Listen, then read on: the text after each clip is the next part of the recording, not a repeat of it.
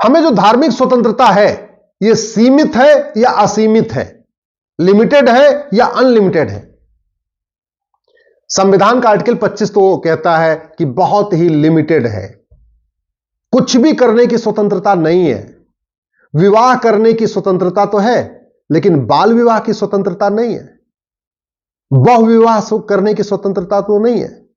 निकाह करने की आजादी है, लेकिन निकाह हलाला करने की आजादी नहीं है। निकाह मुताह करने की आजादी नहीं है। निकाह मिस्यार करने की आजादी नहीं है। तहर्रुस की आजादी नहीं है, केवल निकाह की आजादी है। इसी तरीके से हमें प्रथा को फॉलो करने का अधिकार तो है, कुप्रथा फॉलो करने का अधिकार नहीं है। हमें अपनी रीतियों को, प्रथाओं को पालन, उसको मानने की आजादी है, लेकिन कुप्रथाओं को और कुरीतियों को मानने की आजादी नहीं है। भारत का संविधान कहता है हमें प्रेम करने का अधिकार तो है, नफरत करने का अधिकार नहीं है। भारत का संविधान कहता है हमें वैज्ञानिक दृष्टिकोण अपनाने का अधिकार तो है, लेकिन काला जादू दिखाने, अंधविश्वास फैलाने का अधिकार नहीं है। इसलिए संविधान के आर्टिकल 25 में लिखा है subject to public order, health and morality. आपको मजहब की स्वतंत्रता केवल वहीं तक है जिससे पब्लिक ऑर्डर डिस्टर्ब ना हो, इमोरल ना हो, अनइथिकल ना हो, किसी का स्वास्थ्य खराब ना हो, लॉ एंड ऑर्डर डिस्टर्ब ना हो, केवल वहीं तक आपको फ्रीडम ऑफ रिलीजन है, इसके आगे नहीं है। यानी मत का अधिकार है, मतांतरण का नहीं। धर्म का अधिकार है, धर्मांतरण का नहीं। बलि, किसी को मारने का अधिकार नहीं है, बलि देने का अधिकार नहीं है। किसी जानवर को काटने का अधिकार नहीं है। क्यों? यह रीति नहीं हुई, है तो कुरीति हो गई ना। धार्मिक स्वतंत्रता केवल वहीं तक है जहां तक ऊपर वाले को चीजें पसंद है। जो ऊपर वाले को नहीं पसंद है उसको मानने की आजादी नहीं है। जैसे ऊपर वाले ने महिला पुरुष को एक समान अधिकार दिया है, एक समान बनाया है, दोनों मां के पेट में 9 महीने रहते हैं, चाहे बेटा हो या बेटी, मां के पेट में 9 महीने रहते हैं। तो अगर आप बेटे और बेटी को बराबर मानते हैं तब तो यह धर्म हुआ, तब तो यह मत हुआ, इसको आप मान सकते हैं। लेकिन बेटे बेटी में आप भेदभाव नहीं कर सकते, संविधान इसकी इजाजत नहीं देता। एक और अच्छी बात लिखी है आर्टिकल 25 में, subject to public order, health, morality and other parts of this part. यानी आपका जो मत है, आपका जो मजहब है, जो आप फॉलो करते हैं, वो भारतीय संस्कृति के अनुरूप होना चाहिए, भारतीय परंपरा के अनुरूप होना चाहिए, भारतीय ज्ञान विज्ञान के अनुरूप होना चाहिए।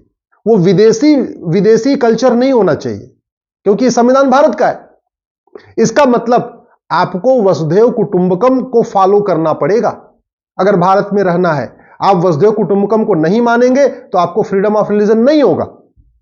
आप नारी तू नारायणी नहीं मानेंगे तो आपको फ्रीडम ऑफ रिलीजन नहीं होगा, क्योंकि भारत की संस्कृति है। बहुत साफ साफ लिखा है, आर्टिकल 25 को ध्यान से पढ़िए।